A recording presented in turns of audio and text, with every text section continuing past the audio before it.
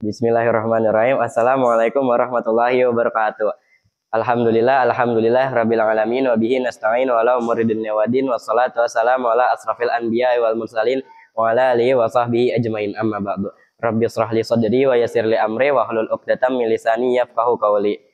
Yang pertama-tama yang sama-sama kita hormati yaitu Ibu Kepala Madrasah MTS At-Taqwa 17 Kedaung, yaitu Ibu Hajar Rodatul Jannah SAG MPD, dan yang saya hormati Bapak dan Ibu Dewan Guru MTS At-Taqwa 17 Kedaung, dan yang saya banggakan teman-temanku baik putra maupun putri yang insya Allah dirahmati oleh Allah Subhanahu wa Ta'ala. Puja-puji serta syukur tak lupa kita panjatkan atas kehadiran Allah Subhanahu wa Ta'ala yang telah memberikan kita berbagai macam nikmat, mulai dari nikmat iman, nikmat Islam, serta nikmat sehat walafiat. Salawat ma'as salam tak lupa kita curahkan atas baginda Nabi besar kita, yaitu Nabi Muhammad SAW, yang telah membawa umatnya dari zaman kebodohan hingga zaman yang penuh dengan ilmu pengetahuan seperti sekarang ini. Baiklah, pada kesempatan kali ini saya akan membawakan kultum saya yang berjudul tentang amalan-amalan saat sahur. Sebagian dari kita mungkin hanya mengetahui makan dan minum sebagai amalan-amalan saat sahur. Padahal ada beberapa amalan-amalan saat sahur yang jika dikerjakan berpotensi mendapatkan pahala yang besar. Berikut 6 amalan-amalan saat sahur yang jika dikerjakan berpotensi mendapatkan pahala yang besar. Yang pertama, makan dan minum. Amalan saat sahur yang pertama adalah makan dan minum. Makan dan minum bukanlah salah satu dari rukun puasa ataupun syarat sah puasa, akan tetapi hukumnya adalah sunnah. Yang kedua, mengakhiri makan sahur.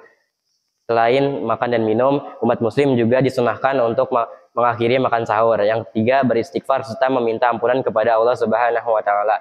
Waktu sahur bukan hanya sekedar untuk makan dan minum sebagai persiapan puasa 1 hari penuh. Orang-orang terdahulu banyak yang memanfaatkan waktu ini untuk beristighfar dan meminta ampun kepada Allah Subhanahu wa Ta'ala.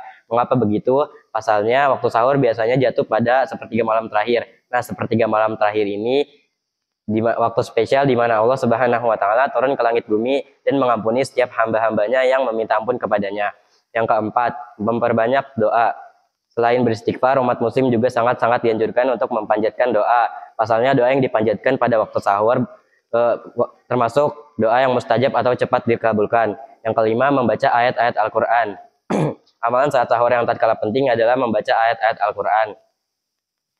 Para sahabat dahulu biasanya membaca Al-Quran pada waktu sahur dikarenakan malam merupakan sejatinya waktu paling tepat untuk membaca Al-Quran. Sebagaimana firman Allah dalam surah Al-Muzammil ayat 6 yang berbunyi, A'udzubillahi minasyaitonirrajim. Bismillahirrahmanirrahim. Inna nasyi'atal laili hiya asyaddu wat'aw wa muqila.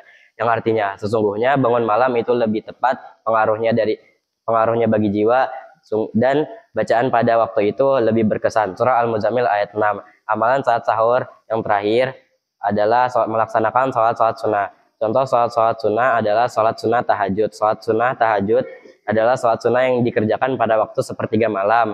Sholat sunnah tahajud memiliki banyak sekali manfaat. Dalam ceramah Ustadz Adi Hidayat, beliau menerangkan bahwa orang yang melaksanakan sholat sunnah tahajud mendapatkan 4 keutamaan spesial. Yang pertama, melesatnya karir. Yang kedua, dibimbing langsung oleh Allah Subhanahu wa Ta'ala. Yang ketiga, diberikan pertolongan dari Allah, diberikan pertolongan bagi setiap masalahnya. Yang keempat, diberikan solusi bagi setiap masalah yang dihadapi. Cukup sekian yang dapat saya sampaikan, kurang lebihnya mohon maaf. Semoga kita semua diberikan hidayah, rahmat dari Allah Subhanahu wa Ta'ala, dan diberikan syafaat dari Nabi Muhammad, serta Ramadan kali ini dijadikan Ramadan terbaik bagi kita semua.